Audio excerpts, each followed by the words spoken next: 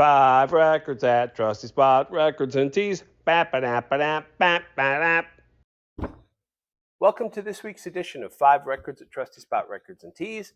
Here we are in the shop, Trusty Spot Records and Tees, Chesterton, Indiana. Open 6 days a week, Tuesday through Sunday till 6 p.m.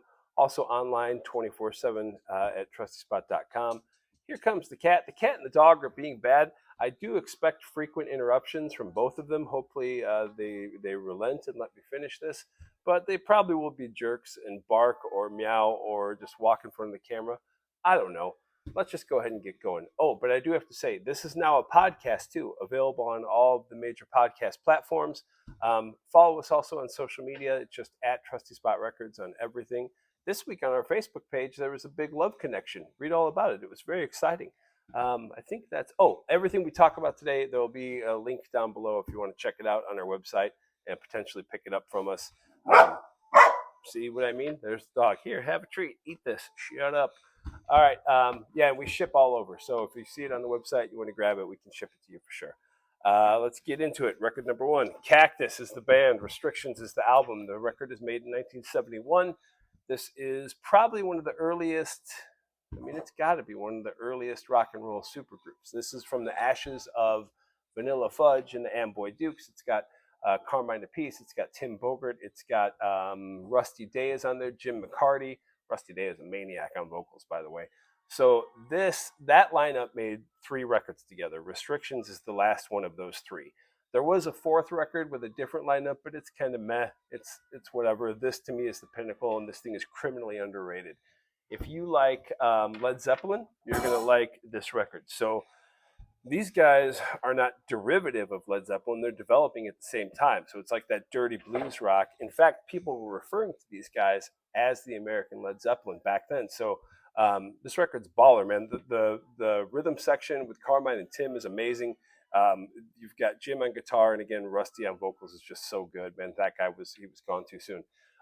There's a cover of Howlin' Wolf's Evil on here that is like, it's exactly a masterclass in taking a blues standard and applying some rock and roll principles to it and making like a heavy rock monster. So not to be missed. Great record. That's record number 1. Record number 2, Dog. Why are you looking at me like that? Here, eat a treat. Okay, this is Jimmie Rodgers, My Rough and Rowdy Ways.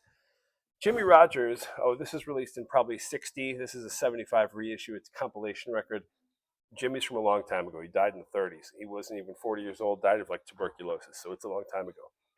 Jimmie is considered by many to be the father of country music. I'm going to lean down here and pet the dog so she doesn't bark. And when I say the father of country music, he's considered that by not like radio country people today. He's considered that by dudes like Gene Autry and Johnny Cash and Willie and Merle. He's legit. He's even got a fan in Robert Johnson, the blues legend, loved him and would try to yodel like him. Yes, I said yodel. This record is filled with yodeling, and you're going to love it because that's what he's known for. Here comes the cat. He was known for the way he picked his guitar and the way he yodeled. Hi, Boingo. Are you going to eat a dog treat? Super cool. So I challenge you to throw this on and not be in a good mood. I also think that if you turn it on, you will find yourself yodeling and you will love it. So let's go ahead, and that's record number 2. Excuse me, Boingo, that's where that goes. If you want a dog treat, here, just go get it. It's out there. Wow, record number 3. Oh, another supergroup, West Bruce and Laing. Okay, so this is Why Don't You from 72.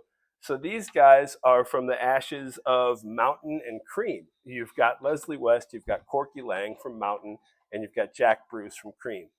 One of the coolest power trios. They didn't last very long. They made a couple of records. What took this whole machine down after a couple of years was partying and drugs and touring. But the records they gave us are awesome. People who witnessed these guys live said that they put on an incredible live show. If I had a time machine, I would go back and check these guys out for sure. This record is like all 70s rock. It's like it sounds like I'm going to be working in the garage, and it sounds like a beer, and it sounds like a joint, like it's a party. This is a fun record, and it's that dirty blues rock, kind of similar to Cactus, but just a little bit different because it's, it just is. I don't know. Listen to it. You'll see what I mean. I like this one. That's number 3. Number 4, Tim Buckley, Happy Sad. Okay, so I could talk for an hour on Tim Buckley. I love Tim Buckley. Some of you that know Tim Buckley and are watching this probably know Tim Buckley is the dad of Jeff Buckley. We'll get to that in a minute. But let's talk about Happy Sad. This is Tim's third record. and arguably his best. His first two records, very vanilla, just kind of like a dude with an acoustic guitar. He used a songwriting partner that helped him write lyrics. In his third record, he comes out of a shell. He's authentically Tim. He's creative. He has jazz influence. He has psych rock influence. He lets the songs be longer and weirdly arranged. He uses his voice like an instrument, and you'll see what I mean when you listen to it. If you listen to Jeff Buckley and don't know Tim, it's kind of that same idea. So Tim passed away at like 28 years old. Jeff, his son, didn't get past 30, I don't think. I never got the sense that Jeff was trying to be like his dad either. They both have this weird thing that they can do with their voices and the way that they sing, and it's amazing. I always felt like it was more of just a genetic weird DNA gift, and they were both aliens, and they both got it, and that's why they were so different and cool. I think right now in this video will be the point where I'll put up a still of Jeff Buckley's album Grace along next to Happy Sad, so you can see how identical twinish these two guys are. It's really, really uncanny. But yeah, I think that this is a record that needs to be in every record collection. I'll go as far as to say that this is an excellent record and you should own it. All right, that's 4.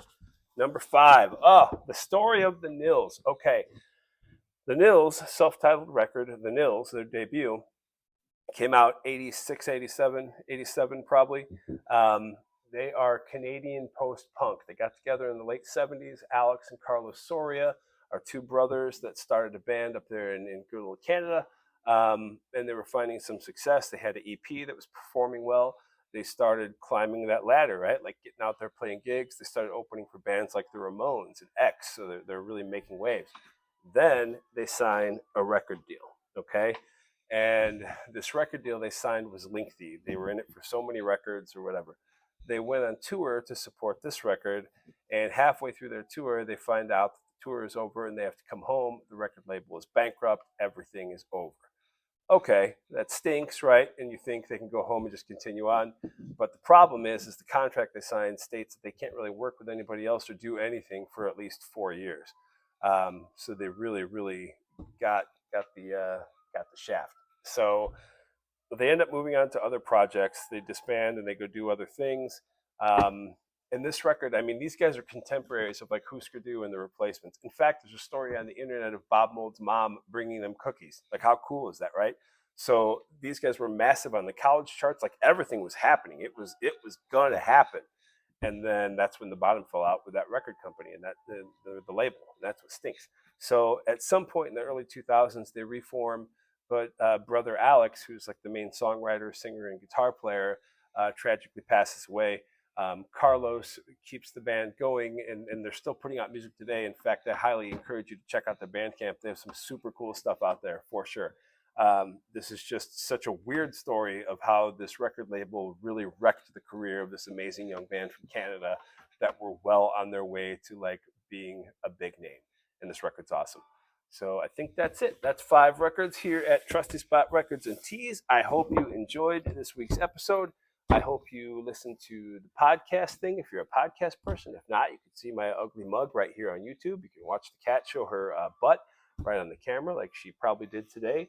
The dog's not barking. That's not good. So I think I'm going to quit while I'm ahead and sign off. Oh, there she goes. Remember, 24/7 at trustyspot.com. Follow us on social media. Like, subscribe, all that crazy stuff.